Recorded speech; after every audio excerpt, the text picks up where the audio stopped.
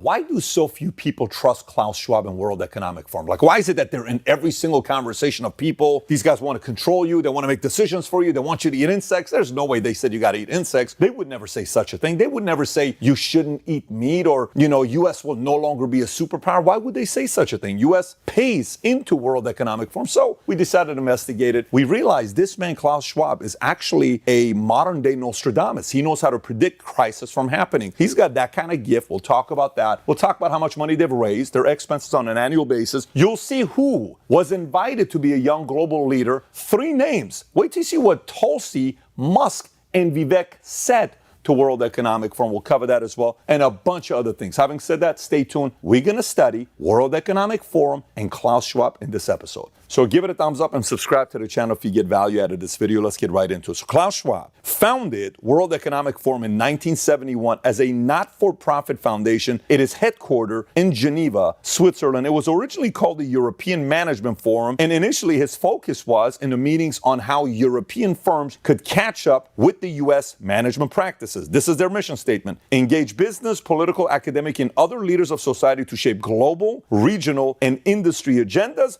Mission is committed to improve the state of the world. So far, sounds pretty good. They made a prediction on what they think is going to happen in 2030, 8 of them, which I think it's important for you to know. Here's some of the predictions. Number 1, you'll own nothing and you'll be happy. By the way, this is from their website. This is a video they produced. Number 2, the U.S. won't be the world's leading superpower. Instead, a handful of countries will dominate. Number 3, you won't die waiting for an organ donor. Instead, we won't transplant organs. We'll print new ones. Very interesting. Number 4, you'll eat much less meat. If you like meat, you're kind of screwed here. Number 5, 1 billion people will be displaced by climate change. We'll have to do a better job at welcoming and integrating refugees. Sounds very noble, but who knows what that means? If the world's only going to be ran by 5 countries, there's not a superpower. So can they just choose to say this 10 million will be moving to your state? This 8 million is going here. They get to choose that if that's what integration means. Number 6, polluters will have to pay to emit carbon dioxide.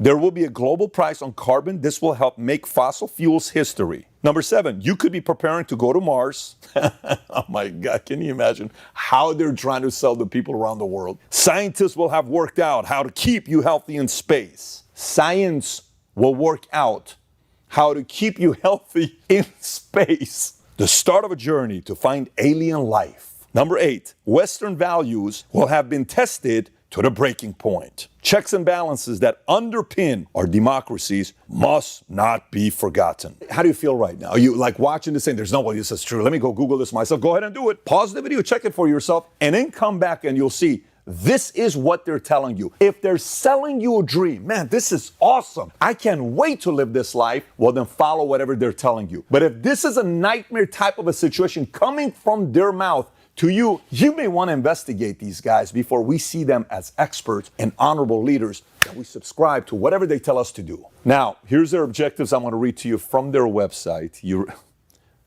Stay tuned. Let me just read it to you. It's not going to sound real, but let me read it to you. So look, I've been in the financial industry since 9/11, the day before 9/11, and I've owned stocks, bonds, mutual funds, real estate, crypto, gold, you name it, I've owned it. But the one thing that's very important part of my portfolio all these years is gold.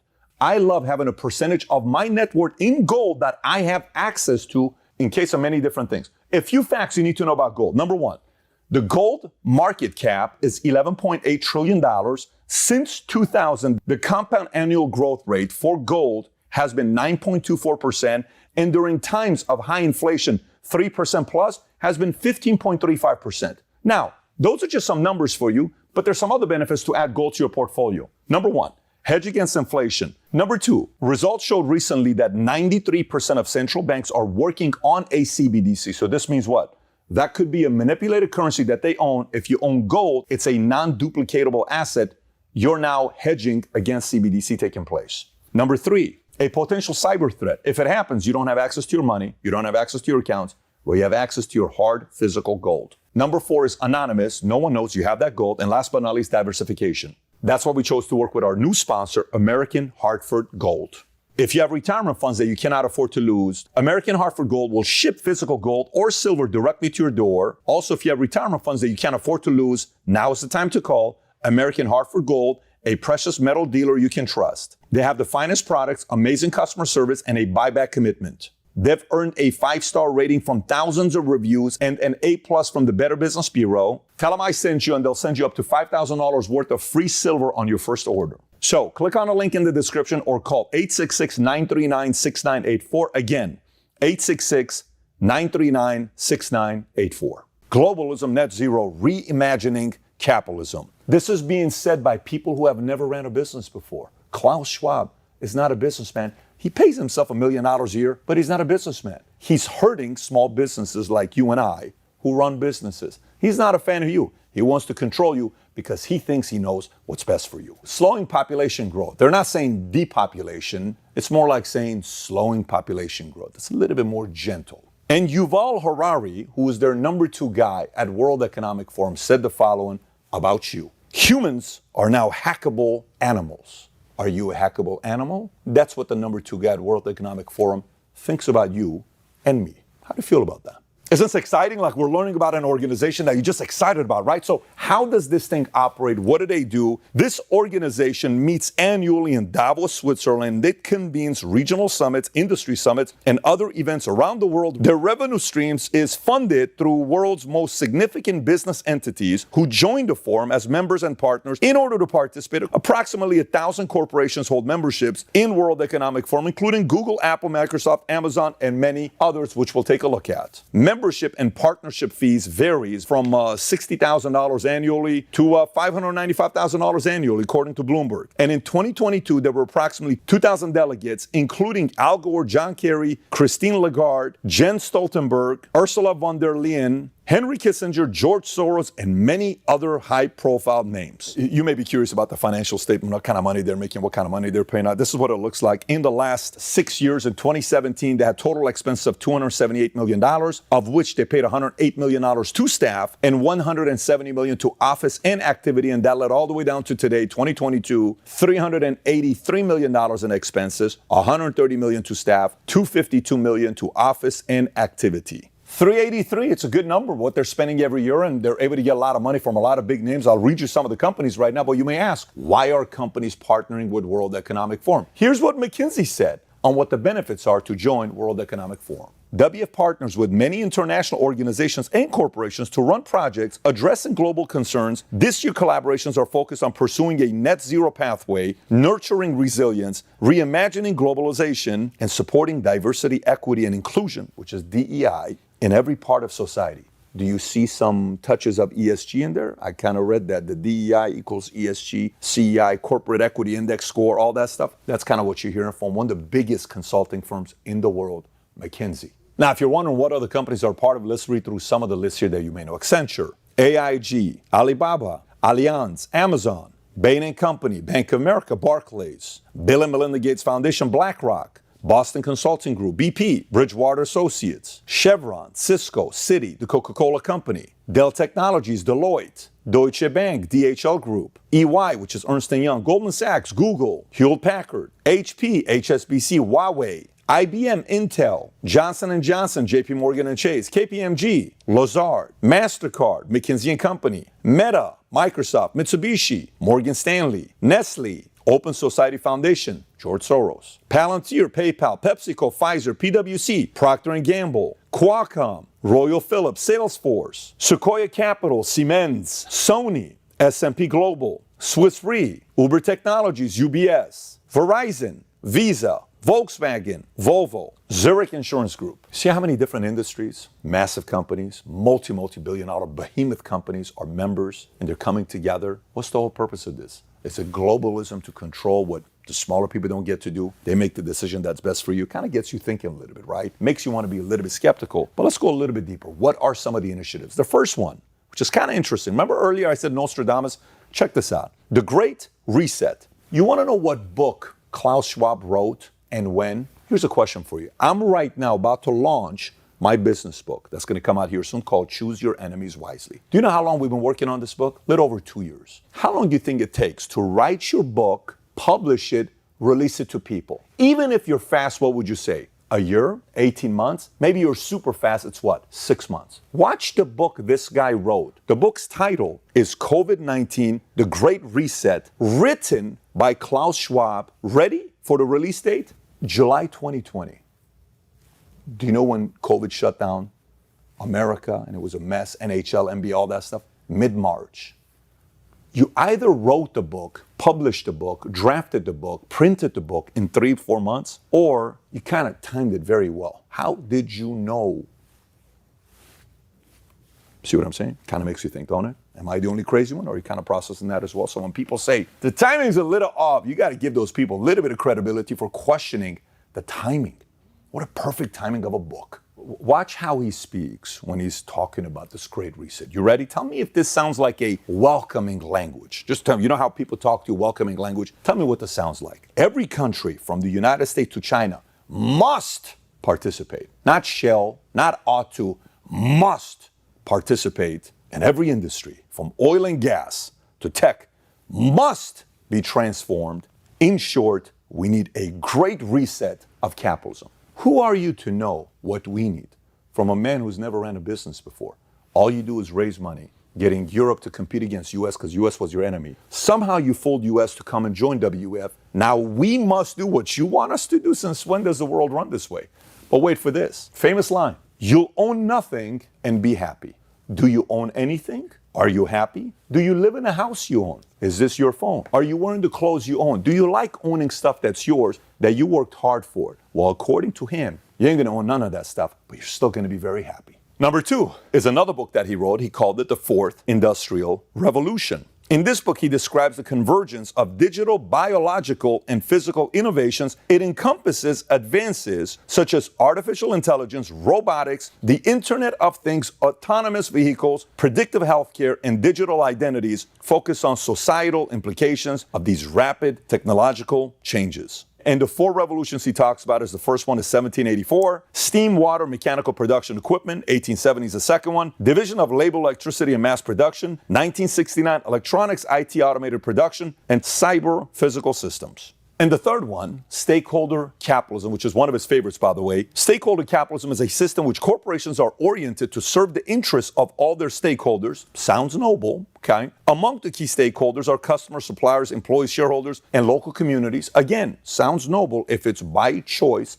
not by force. Under this system, a company's purpose is to create long-term value and not to maximize profits and enhance shareholder value at the cost of other stakeholders. This is how companies go out of business. And last but not least, World Economic Forum has been a proponent of this model, emphasizing a move away from the short-term shareholder value to long-term sustainable growth and responsibility. Once again, if he knew how to do this, why didn't you start your own company and do this yourself? Why force others to do something that you've never done before? You've never started a company. These are valid questions to ask, which I would love to meet Klaus Schwab and do an interview with him, to ask these respectful questions that many others have for someone like Klaus. And number 4 is Young Global Leaders Program, which he launched in 2004. It seeks to identify and nurture the next generation of leaders, recognizes individuals under 40 for their professional accomplishments, commitment to society, and potential to contribute to shaping the future. 1,400 members, alumni of 120 nationalities, includes civic and business innovators, entrepreneurs, technology pioneers, educators, activists, artists, journalists, and many more. This list includes, and I'm going to read some more names for you. Are you ready? Putin's one, Trudeau's another one, Merkel, Macron, Newsom, Yarden,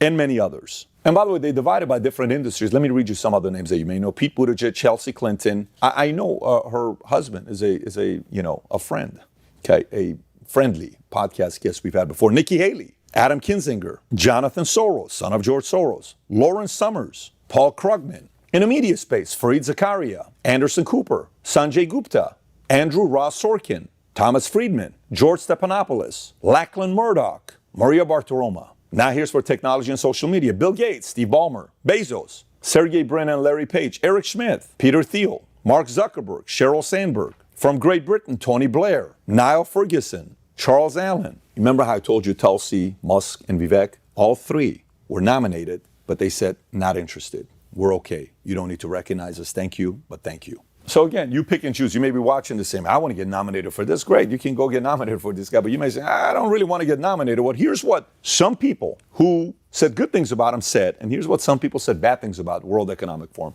Let me read both of them to you. Number one, Al Gore, boiling the oceans, creating these atmospheric rivers and the rain bombs and sucking the moisture out of the land and creating the droughts and melting the ice and raising the sea level and causing these waves of climate refugees. It's kind of like, is that an encouraging message? If you listen to this, you almost want to go to space to leave Earth. Don't just like, end of the world here. And that's positive to say good things about World Economic Forum, but let me give you some of the other side. Here's what Ron DeSantis said. The elites in the Davos World Economic Forum want to run everything and turn everybody else on the planet into a serf or peasant. Tucker said the World Economic Forum seems to exist to destroy national economies. Musk rips World Economic Forum, unelected world government. And I'll read this one to you for somebody from the Labour Party, Swiss Labour Party, liberal, left, progressive, like an Antifa of Swiss. Here's what Alexander Anlin had to say about this. The main yearly meeting of CEOs of transnational corporations and bourgeoisie politicians from leading capitalist countries who discuss without any democratic legitimacy nor any control from the people questions that concern everyone. The countries of the global south have nothing to say about decisions that will harm them. This kind of forum shows the fundamentally anti-democratic, oligarchic nature of our system. The protection of the environment is also a major discussion in the World Economic Forum. However,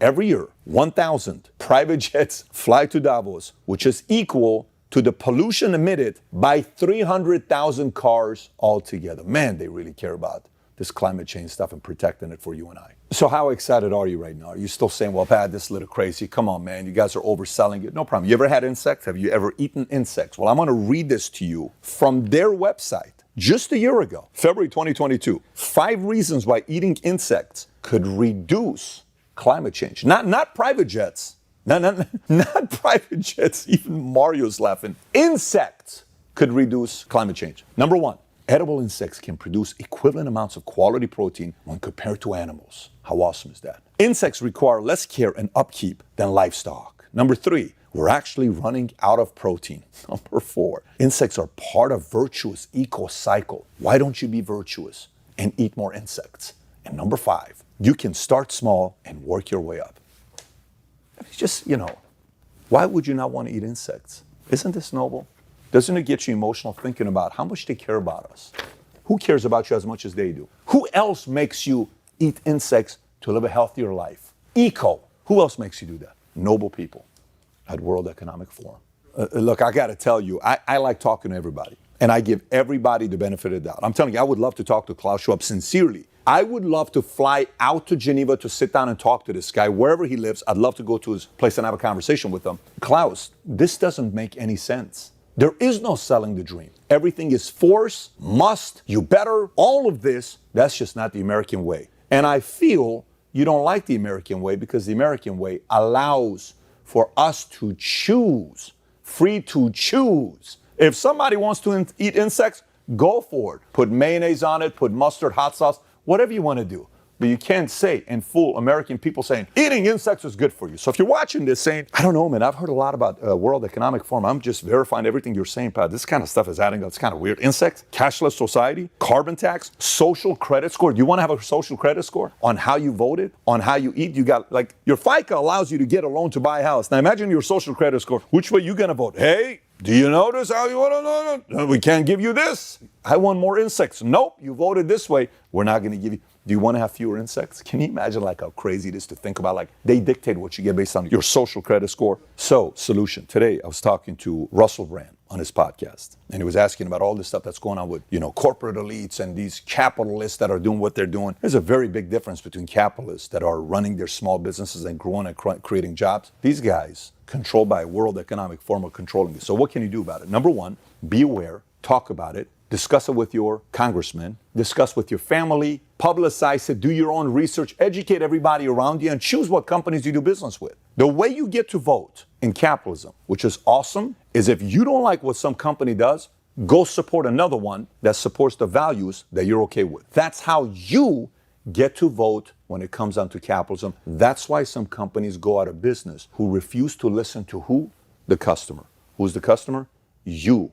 You have the power. We have the power on how we vote with these businesses by the way we spend our money. Okay, so if you got value out of this video, give it a thumbs up, subscribe to the channel. If it got you thinking, share it with other people. But I got another video I want you to watch. If you've never seen the video we made about ESG, click here to watch it. If you've never seen the video we made about George Soros, click here to watch it. Take care, everybody. Bye-bye, bye-bye.